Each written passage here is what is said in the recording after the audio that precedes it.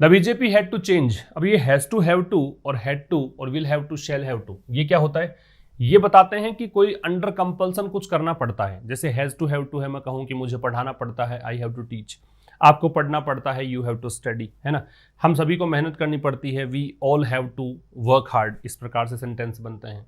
अगर आप पास्ट में लेके जाओगे तो हैज टू, हैव टू को चेंज कर दीजिए हैड टू में, और अगर आप फ्यूचर में लेकर जाओ तो इसी को चेंज कर दो will have to, shall have to में, नहीं क्या? तो इस तरीके चेंज करेंगे। तो BJP had to change its chief minister, तो बीजेपी को अपना चीफ मिनिस्टर बदलना पड़ा।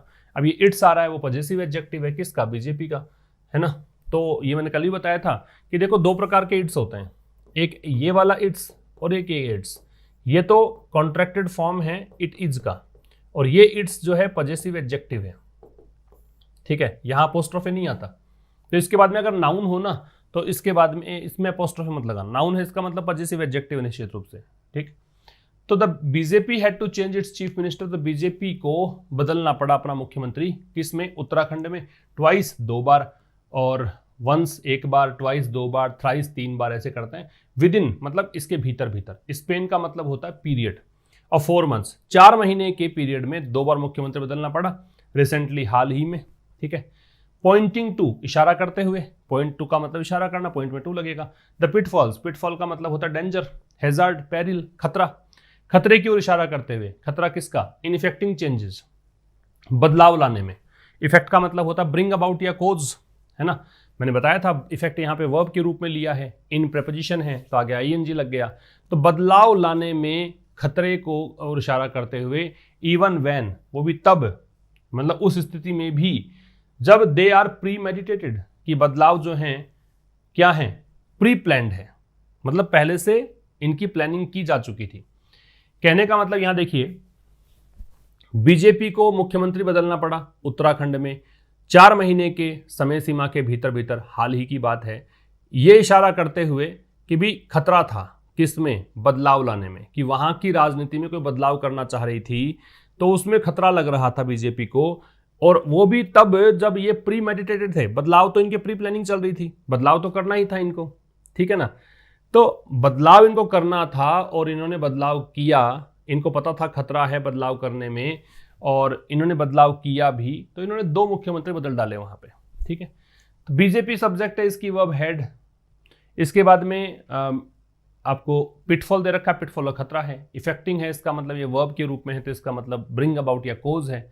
और दे है तो दे की वर्ब आर प्रीमेडिटेटेड है, और इसको पैसिव वॉइस कह सकते हो आप।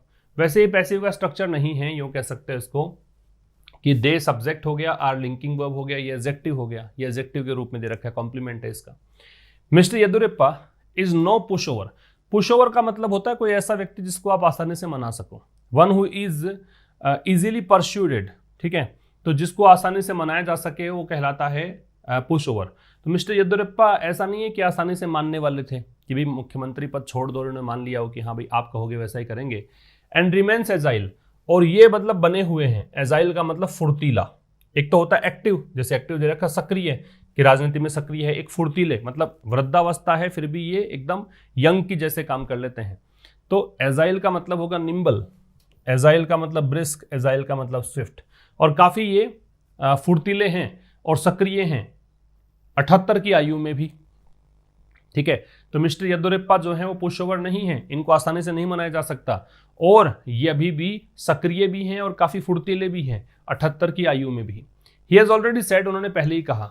ऑलरेडी का प्रयोग जब आप करते हो, ये एक एडवर्बियल है, तो फिर आप क्या करते हो? प्रेजेंट परफेक्ट लगाते हो। तो ही हैज ऑलरेडी सेड, उन्होंने पहले ही कहा कि he would remain active in politics, कि वो पॉलिटिक्स में एक्टिव रहेंगे।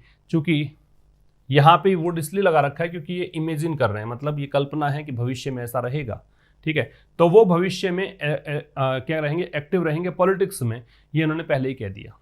अब सेड के बाद में दैट लगाओ या मत लगाओ, आप दैट लगाओगे तो भी कोई खास बात नहीं है, दैट नहीं लगाओगे तो अंडरस्टूड मानिए, ये कोई एरर में नहीं माना जाएगा इस प्रकार के सेंटेंस को।